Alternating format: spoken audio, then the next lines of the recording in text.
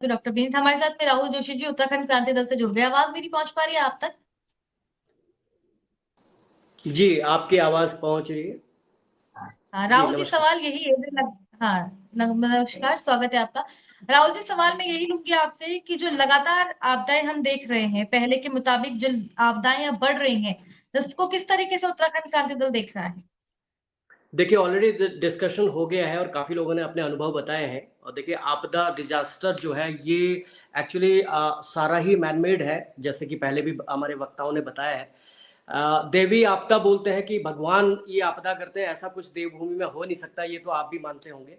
लेकिन जिस तरह से अभी डॉक्टर साहब ने बताया, ये इससे पहले हमारी आपसे जो उमा दी ने बताया, तो ये सभी बातें जो हैं इनसे रिलेट करती हैं और मैं इसका समर्थन करता हूँ। देखिए,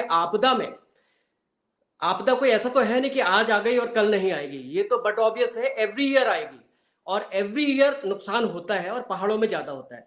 देखिए, होता क्या है, पहाड़ों में लैंडस्लाइड होता है, भूस्खलन होता है, तो उससे घर भी और खेती भी सब नष्ट हो जाती है। मैदान में क्या आएगा, फ्लड आएगा। फ्लड में क्या होगा, कुछ टाइम पानी रहेगा, वो निकल जाएगा, लेकिन फिर स्थिति सामान्य हो जाएगी।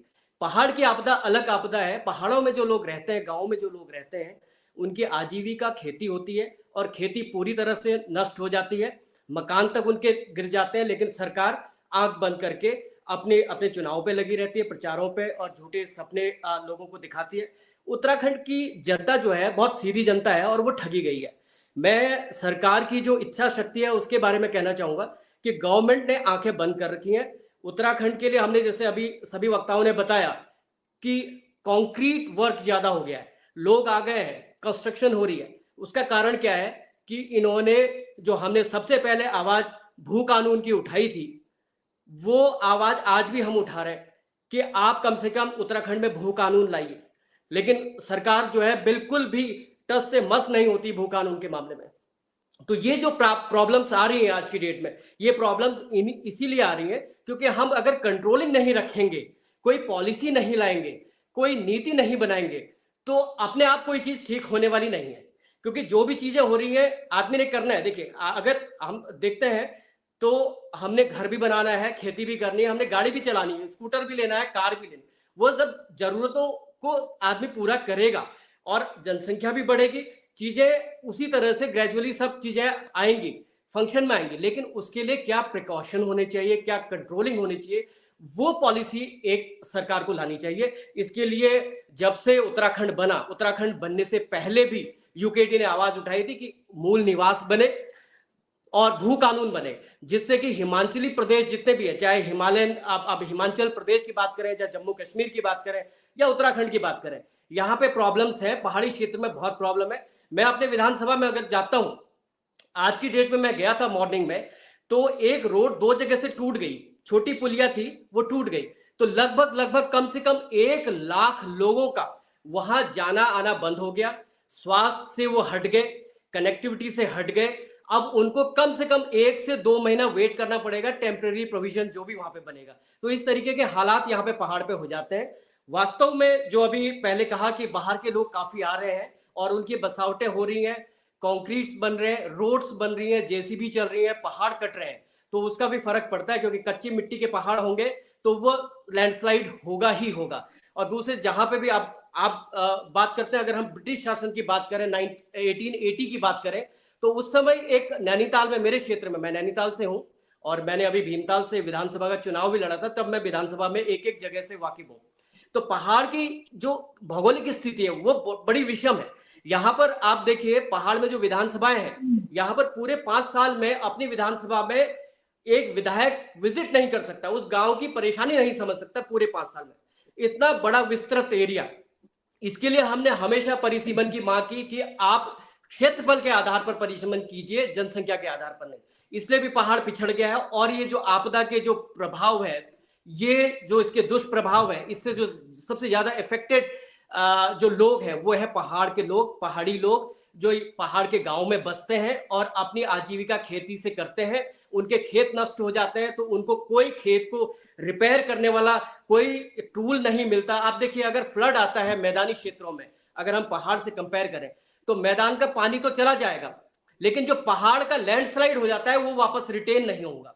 उसके लिए सरकार के पास पॉलिसी नहीं है। पहले मनरेगा में योजना हुआ करती थी कि आप किस तरह से आप अपने खेतों को, आपके टेरेस फार्मिंग वहां पे होती है, उनको किस तरह से आप रिटेन कर सकते हैं, रिटेंशन वॉल प्रोवाइड की जाती थी किसानों को। वो रिटेंशन वॉल अब किसानों को नहीं दी जा रही है। किसानों को अपने खेत बचाने के लिए किसानों के पास अभी कोई चारा नहीं है। पिछले 5 साल से मैं जब लोगों के बीच में जा रहा हूं तो मैं देख रहा हूं कि जो पहाड़ के किसानों की हालत है वो हमेशा साल भर आपदा जैसी है। देखिए आपदा क्या होती है, अभी जैसे मानसून आया तो बरसाती आपदा है, क्या कहीं बादल फटा, तेज अतिवृष्टि हुई, लैंडस्लाइड हुआ, नदियों में पानी का स्तर, जलस्तर बढ़ा, कुछ मकान बह गए, कुछ लोगों का जानमाल का हादसा हो गया। लेकिन यहां पर आप जंगल में देखिए, पहाड़ों में देखिए, हमेशा ये आपदा की स्थिति बनी रहती है। अगर आप गर्मियों की बात करें तो गर्मियों में यहाँ पे जंगलों में आग लग जाती है, वन्य जीव सब खत्म हो जाते हैं। उसके लिए कोई मास्टर प्लान नहीं है। मास्टर प्लान किसी भी चीज के लिए नहीं है सरकार के पास। पिछले 20 साल 22 साल उत्तराखंड को बने हो गए हैं, कोई भी मास्टर प्लान पहाड़ों के लिए नहीं आया। हमारी जो वेदना है वो पहाड़ों के लिए है। पहाड़ में जो बसते हैं गांव, उन गांव की जो स्थिति है उसको आप देखिए। अगर उस परिप्रेक्ष्य में बात करेंगे तो उन गांव के लोगों के लिए ये साल भर आपदा है, और हर साल आपदा आती है। कभी बड़ी आपदा आती, कभी छोटी आपदा आती है, लेकिन आपदा बनी रहती है। इसका कारण सरकार की जो इच्छा शक्ति है वो खत्म हो जाना है। पहाड़ की तरफ अनदेखी कर रखी है। मूल निवास की बात हुई, नहीं होगी। अगर भू कानून की बात होगी तो नहीं होगी। अगर परिसीमन की बात होगी तो नहीं होगी। जब आप अच्छी पॉलिसीज ला नहीं सकते हैं तो आपदा पर आप बड़े बड़े भाषण कर दीजिए, बड़े बड़े सपने दिखा दीजिए, जनता को कहिए कि हम ये करेंगे, इतने लाख करोड़ का पैकेज लाएंगे, ये करेंगे, वो करेंगे, लेकिन धरातल में स्थिति जस की तस बनी हुई है। पिछले 15 सालों से लोग तो यही कह रहे हैं कि जैसी सड़कें हमने पहले देखी थी, जिस तरीके की परेशानी हमने 15 साल पहले देखी थी, उसके बाद आज कोई भी इंप्रूवमेंट पहाड़ के गांव में नहीं हुआ है। शहर में जरूर हुआ होगा, लेकिन पहाड़ की मैं बात करता हूं, मैं पहाड़ से बिलोंग करता हूं और मैं नैनीताल से अभी बोल रहा हूं, तो पहाड़ में स्थिति बहुत भयावह है। जी रितिका जी। आशीष जी, एक आखिरी कमेंट इसको लेकर के। राहुल जोशी जी ने जो धरातल के मुद्दे उठाए, उस पर दोनों ही सरकारों पर प्रश्न खड़े होते हैं, चाहे कांग्रेस की बात की जाए या भारतीय जनता पार्टी की बात की जाए। कल मेरे चैनल पर इसी चीज को लेकर के भू कानून से लेकर तमाम जो है इन चीजों को लेकर के ही डिस्कशन हुआ। दोनों ही जो पैनलिस्ट आए थे, बीजेपी और कांग्रेस, आपस में ही एक दूसरे से बहस कर रहे आपस में, लेकिन कोई कंक्लूजन पर नहीं पहुंचते हैं। आखिरकार ऐसी स्थिति क्यों है कि 23 साल का उत्तराखंड अभी भी जो है अपनी मूल के लिए हमें लड़ना पड़ रहा है? मैंने अपने वक्तव्य में पहले ही एक बात कही है कि उत्तराखंड राज्य में जो समस्याएं हैं वह पूरी तरह से प्रशासनिक विफलता का प्रतीक बन चुकी हैं। चाहे भूमि कानून के भी बारे में बात करेंगे, यदि हम उत्तराखंड की आबादी के अधिकारों की रक्षा के लिए उनके एक सामाजिक और सांस्कृतिक धरोहर को सुरक्षित रखने के लिए यदि भूमि कानून को लाया जाना उचित है तो तत्काल लाया जाना चाहिए। इसमें कोई कांग्रेस पार्टी की, मैं अब अधिकृत रूप से कह रहा हूँ कि ऑफिशियल सहमति है कि भूमि कानून उत्तराखंड राज्य के लिए आए। उत्तराखंड राज्य के चाहे वो किसी भी भाषा के आधार पर, क्षेत्र के आधार पर कैसी भी आबादी हो, तो उनके जो अधिकार है, उनके जो पहचान है वो सुरक्षित रहनी जरूरी है। दूसरी चीज, राव जोशी जी ने एक बात कही है कि भूमि कानून के साथ साथ ऐसे काम तो उत्तराखंड के संदर्भ में होने चाहिए।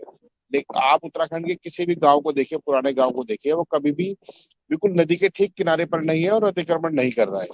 लेकिन आप देखिए कि जो बड़े शहर बनने लगे हैं उत्तराखंड के, बड़ी आबादी जहाँ बनने लगी है, वहां निश्चित रूप से नदियों के किनारे पर अतिक्रमण किए जा रहे हैं। अब केदारनाथ आपदा जब आई तो बहुत सारे नदियों किनारे के जो निर्माण थे, बड़े बड़े होटल थे, वो टूटने लगे। लेकिन आप मुझे बताइए कि एक गांव में जाकर कहाँ इससे की स्थिति आई। जहां भी फ्लड जोन को प्रतिबंधित किया जाएगा वहां पर गड़बड़ियां होंगी। उत्तराखंड में पहाड़ है, पहाड़ से जब बारिश होगी और बहुत तेजी से पानी आएगा तो बहुत सारे निर्माण को तोड़ता हुआ निकल जाएगा। उस प्राकृतिक आपदा से बचने का केवल एक तरीका है कि फ्लड जोन से पर्याप्त दूरी बनाकर रखी जाए। आज से 200, 300, 400 साल पहले जब आबादी बनाई जाती थी तो नदी के किनारे जहाँ प्राकृतिक स्रोत पानी का उपलब्ध हो वहां पर बनाया जाना एक आवश्यकता थी। लेकिन आज क्योंकि हम जब हर घर नल ला सकते हैं तो हमें उस दूरी को बनाना होगा। और जो दूसरा उत्तराखंड के अंदर जो इस तरह का अवैध निर्माण है, इसके खिलाफ एक सामूहिक आवाज उठानी पड़ेगी जो किसी दल की सीमा से अथवा किसी व्यक्ति की सोच की सीमा से बाहर हो। दूसरा जो प्रशासनिक विफलता है, जब आशीष जी एनजीटी हर के घर आदेश है। आशीष जी आ, हर आ, घर नल तो पहुंच नहीं, रहा है लेकिन जल नहीं पहुंच पा रहा है।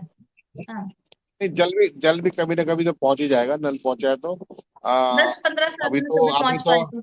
अभी तो मैं जिस शहर से हूँ, रुड़की, वहां पर केवल 15% लोग नगर निगम के जल का पानी पीते हैं। केवल 15% लोग। चारों तरफ वाटर टैंक बने हुए हैं, 4-4, 5-5 घंटे सप्लाई भी नहीं दी जा रही है। आप दिल्ली जैसे शहर में चले जाओ, वहां पे सप्लाई नहीं है। आप गाजियाबाद, मेरठ, किसी भी शहर में जाइएगा प्लेन में, तो कोई ऐसी वाटर सप्लाई, अभी तो भारत के जो मैं कह रहा हूँ ना, प्रशासनिक विफलता हर चौराहे पर, हर मोड़ पर खड़ी दिखाई देगी। आप 24 घंटे पानी की सप्लाई अगर नहीं दे सकता है कोई प्रशासनिक तंत्र, तो ये उसकी व्यक्तिगत विफलता है, वहां के अधिकारियों का भ्रष्टाचार है और विफलता है। यदि एक इंजीनियर को आप काम पे लगा दें, केवल एक को, और उसे रिस्पॉन्सिबिलिटी दें कि पानी 24 घंटे चाहिए, मैं गारंटी लेता हूँ कोई भी ऐसा इंजीनियर अपने आप को ले आएगा।